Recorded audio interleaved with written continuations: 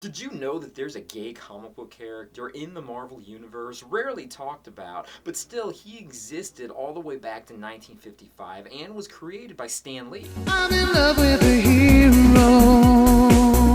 I'm in love with the one who will. Hello, comic book people of the world! Let's talk about 2003's The Rawhide Kid Volume 3 Slap Leather. This is a 5-issue miniseries that was written by Ron Zimmerman and illustrated by John Severin. Major shout out to my buddy Michael. Thank you for giving me these comic book series and a few other comic books that I'm going to be doing videos on in the future. You are a badass, dude. This was published under Marvel Comics Max imprint, which is supposed to symbolize that it was much more adult in nature. However, this comic book series really didn't have anything adult about it. The only thing that I could see that was adult was the fact that number one, the Rawhide Kid was gay, and the second thing is the characters were being killed off. But there was a lot of characters being killed off in regular Marvel comics at the time, so that didn't make a lot of sense. The character of the Rawhide Kid existed back in the 1800s. His real name is Johnny Bart. This series caused a little bit of controversy because the character had not been written as a gay character prior to this. However, some people have gone back and said there were certain innuendos here and there to point out his sexuality. In this series, he's not blatantly saying that he's gay, there's just a lot of gay innuendo about it. If anything, this is much more of a joke comic book because he's making all of these references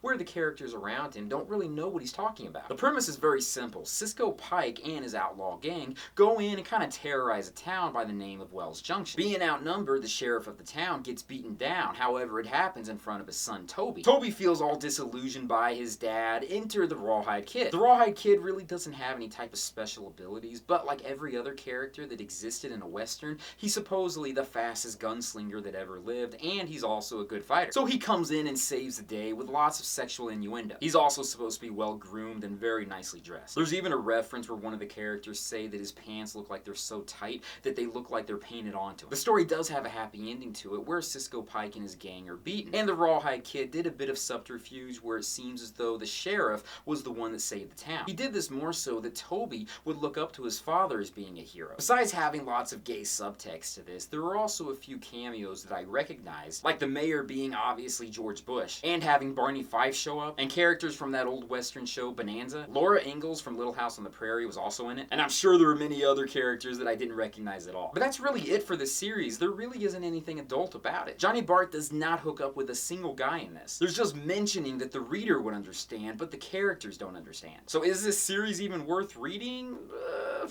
I mean, maybe, kinda. I do like Westerns, but the whole plot of this is very bland. I get that this was not supposed to be taken too seriously, but I kinda wish that they did take it a little bit more serious. The Rawhide Kid has had a couple other series that have taken place after this one. He's only made a few sporadic appearances here and there in the main Marvel universe, rightfully so being that he's supposed to exist in the 1800s. But interesting side note, he did show up in 2015 Secret Wars as one of the Thor Corps members, but he hasn't had a real ongoing series for many years. If you're interested in reading this, like I said, it's not the best story, but it's also not the worst one out there. It is available on Comixology.com for download, or you can get the trade paperback on Amazon. So I will end it at this point. Make sure to subscribe to my channel, and if you like this video, hit that like button. Also put on the notification bell so you know when I put up future videos. Make sure to check out my Patreon site, my website, my social media sites, and everything else out there. Peace, love, namaste, and I'll see you guys later.